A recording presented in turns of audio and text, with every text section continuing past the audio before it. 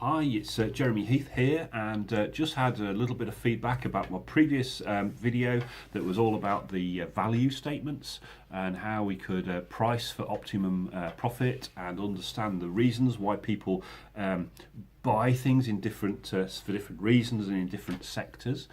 And the obvious lead on from that, the obvious next bit, if you like, in the marketing journey is to understand the concepts of segmentation, targeting and positioning, and they're all kind of linked together. So I'll just spend the next several minutes just trying to make that clear for people. It might be something that you've heard about already, or it might be something that's sort of obvious but you didn't know it had a name. And when you're trying to find out about something that you're not sure what it's actually called, it's hard, isn't it, because you don't know what to put into Google in the first place.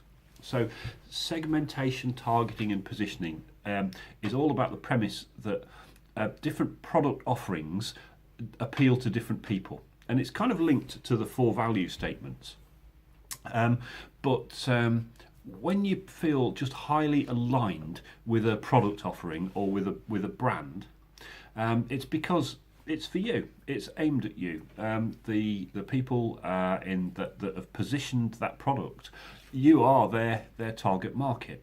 And conversely, do you ever see an advert for something, or you hear something about a product and you just don't get it, and you just think, well, I've seen that advert, I've read it, but means nothing to me.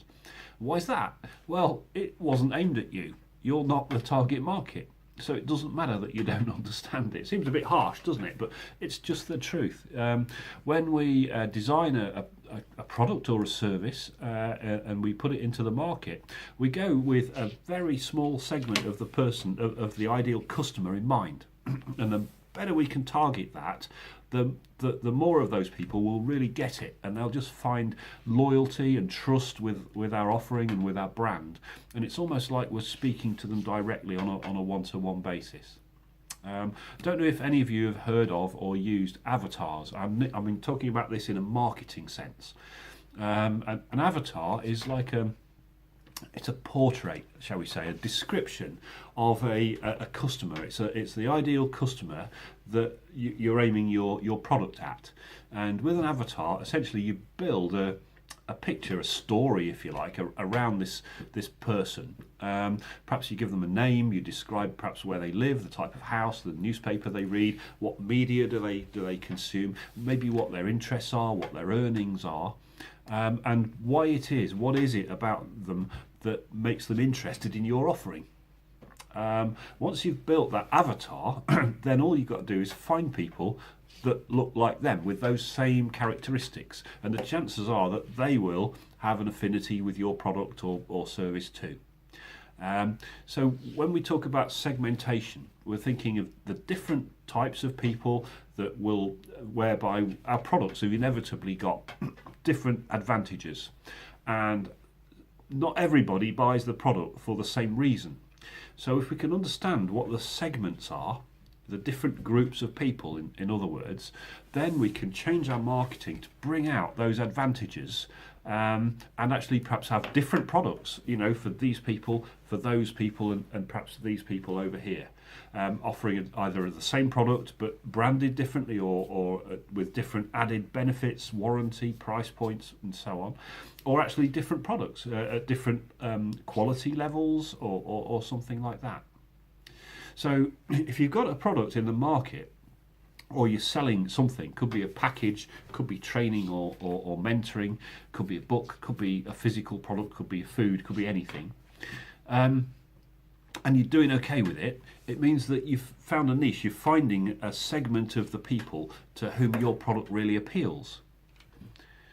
So how do you grow? You could find more of those people, or you could look for other segments. You could say, okay, we're doing well with that, but there's all these other people who aren't buying our product, and why is that? And maybe you need a different product or a differentiation somehow in order to appeal for that niche. Maybe it's the channel. Maybe one product is a retail shop, one product is an e-commerce website, one product is through the channels, the online channels. Perhaps one is through dealers or affiliates, or however it is.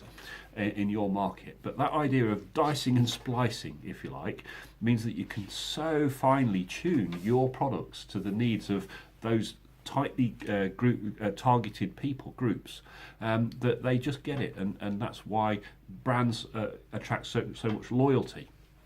And so just targeting those people and then positioning your product to meet their needs. So this is kind of like marketing 101, but unless you do it, you're not going to take advantage of it. And I mean, so many people have got great products and they kind of find that they're sort of hidden, you know, they don't get the advantage and the sales that they really should do, because they just haven't gone through this process of actually just looking at who the customers are. So in short, segmentation, targeting and positioning is about understanding the reasons why different groups of people will be attracted to your product offering, product or service.